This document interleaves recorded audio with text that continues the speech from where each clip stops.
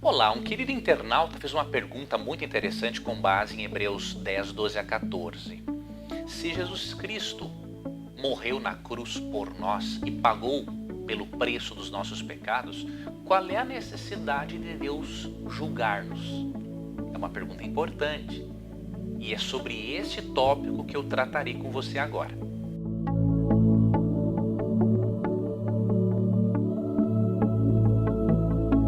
Hebreus 10, 12 a 14 diz o seguinte: Nosso sumo sacerdote, porém, ofereceu a si mesmo como um único sacrifício pelos pecados, válido para sempre.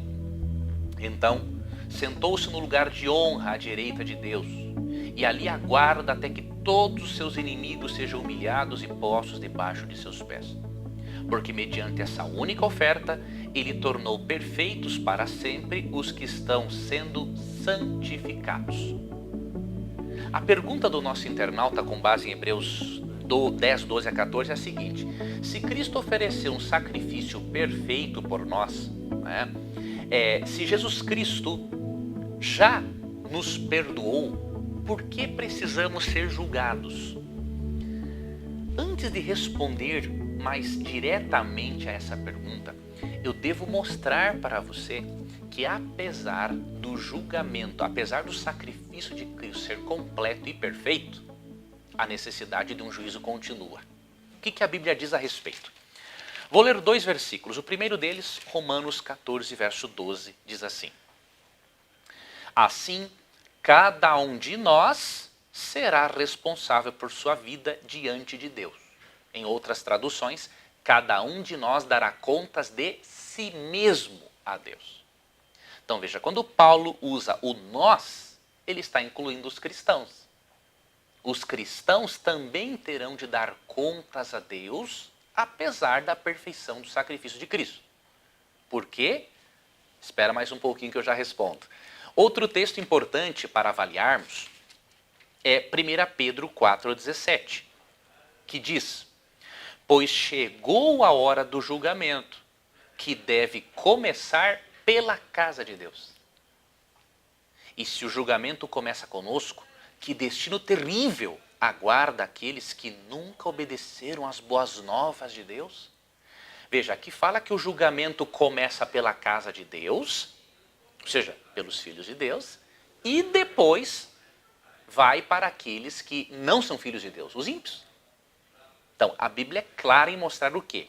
Apesar do perfeito sacrifício de Cristo, ainda há um juízo para os filhos de Deus. Então, isso é inegável à luz da Bíblia. Agora, por quê? Aqui entra um ponto. O propósito do juízo para os filhos de Deus é outro. Nada tem a ver com o tipo de juízo sobre os ímpios.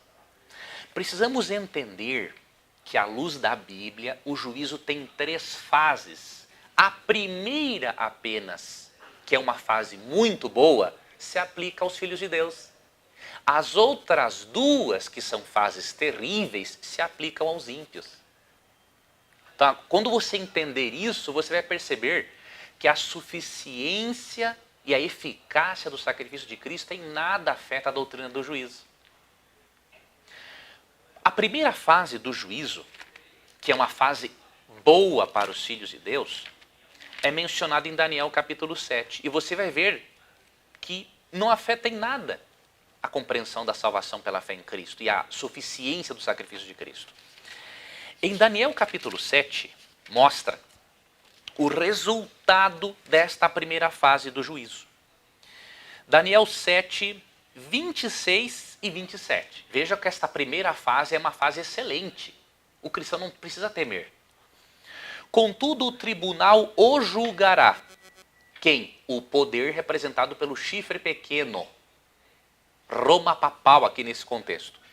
O tribunal o julgará e todo o seu poder será tirado completamente e será completamente destruído.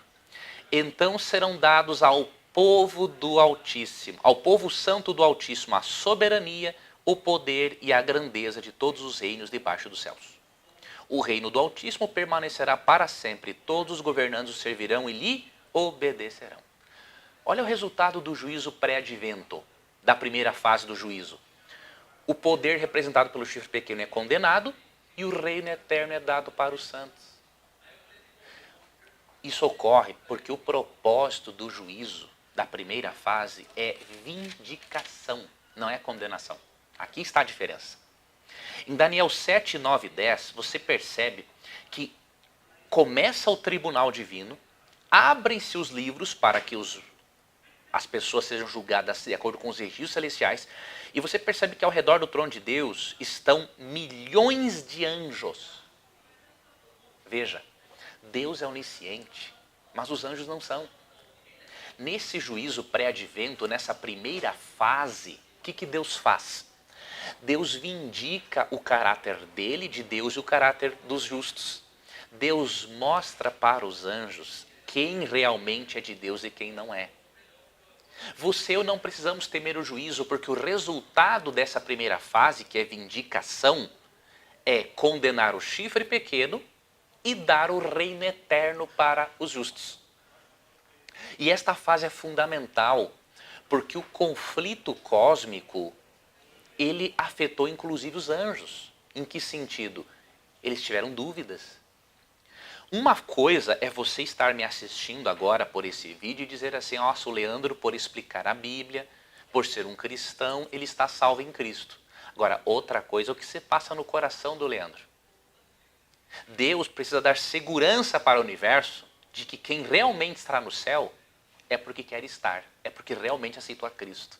Então essa primeira fase do juízo, que é vindicação, é para Deus mostrar para o universo, ó, este realmente é meu filho, este realmente me aceitou, entendeu? E o resultado desse juízo, dessa primeira fase, é o reino eterno dado aos santos. Então você não precisa temer o juízo. O juízo, na primeira fase, é para vindicar a Deus a forma como ele lida com o pecado e para vindicar o caráter dos justos. Agora, a segunda fase do juízo, que ocorrerá no milênio, de acordo com Apocalipse 24 a 6 e 1 Coríntios 6, 2 e 3, e como consequência a terceira fase, que é depois do milênio, que é o castigo no lago de fogo e depois a destruição dos ímpios, essas duas fases não se aplicam a nós. Então, o sacrifício de Cristo é suficiente para nos livrar das duas fases terríveis do juízo,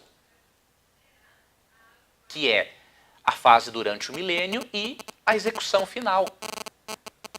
Agora, o sacrifício de Cristo torna necessária a primeira fase do juízo, porque Cristo pagou pelos nossos pecados, nós não precisamos temer. Só que tem um detalhe, Cristo também precisa mostrar para os anjos que a cruz foi eficaz na nossa vida. E como que ele faz isso?